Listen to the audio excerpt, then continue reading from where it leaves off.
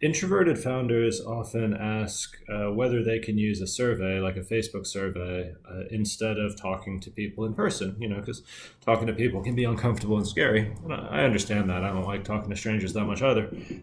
The answer is an emphatic no. Surveys suck. And I think they're at worst a waste of time, or sorry, at best a waste of time, and at worst they're actively misleading. The problem with them, the reason they're a waste of time, is that anything you could learn from a survey, it gives you this numerical data or percentage-based data about a population. So what instrument do people want to learn? Oh, 30% want to learn guitar and 20% want to learn bass. Great, so you did a survey to 5,000 people to figure that out, but so what? Like, you could have learned that by Googling. You could have learned that from an industry research report. I'm extremely hard pressed to figure out a way to phrase surveys so that you would actually learn about your customers. Like, anything you can learn from a survey, you could learn more quickly and more reliably from Google.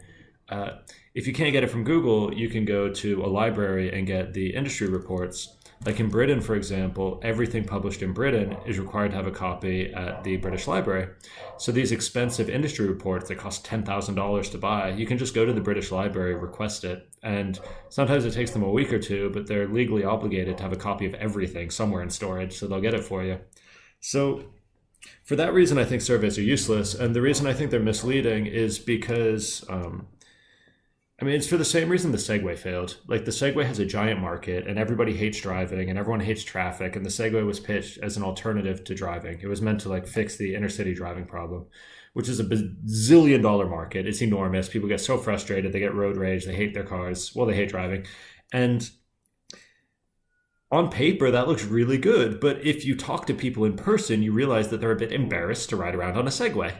So the market research on its own, it doesn't give you the real customer understanding. You need to see people's emotional signals. You need to understand not just are you frustrated by traffic? Well, yeah, obviously everyone is, but but you also kind of love your car. You're also kind of attached to the leather seats and the seat warmers, and it's also kind of a status symbol. And also the Segway's a bit weird to stand on, and you don't feel cool, and you got to wear this helmet. And all of these little emotional human signals, that's often what makes a company succeed or fail. That's what switches it from a product that's in the weird airline magazine of weird inventions versus something that everyone wants in their house. So I feel like surveys make you more confident. I've seen so many startup investment pitches that go, we did a survey and 85% of potential customers say this is a major problem. Well, who cares?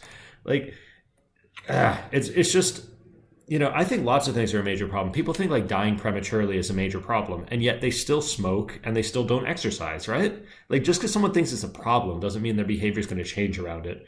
So I don't like surveys. They're a waste of time. They mislead you. They make you more confident than you ought to be.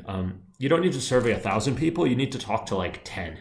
And it's fun. If you don't like your customers, or you're not credible enough with them to have a few conversations with them, then it's that's a big warning sign that you need to deal with. So my advice is stay away from surveys.